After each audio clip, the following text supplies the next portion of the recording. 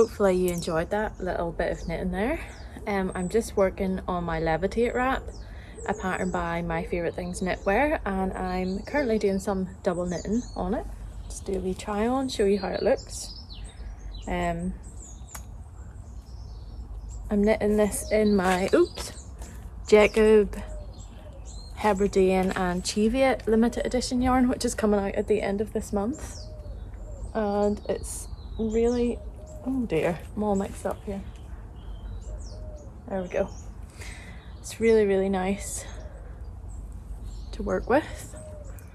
And it's a local, the fibre I got locally, and it was spun at a mill in Wales.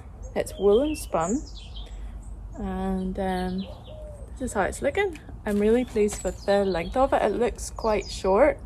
Well, it looked quite short, but I knew I'd be doing this band on it, making it just the right length. I'm going to make some modifications to the sleeves. I don't want to do the taper sleeves. I'm going to do a I'm going to do like a balloon sleeve with just probably a 2x2 rib cuff. But so far I think it looks really good. I haven't read on in the pattern to see how you do the tie piece, but this double knitting, I love it. Look at that, it's so nice to knit and it's such a beautiful finish.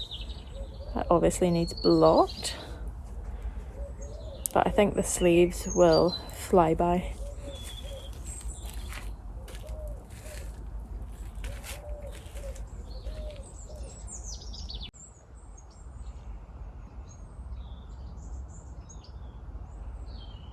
The sky is so blue today. This is the profile the joiner is going to be using for the doors and windows. Apparently now you can't buy window profile off the peg, so we're going to use a door one for them all. And I don't think we have to make too many modifications to it, but we have a few fixed windows and then 1 or 2 opening windows, so we might do the base sill in mahogany and then do the other 3 bits of wood in the window in the softwood,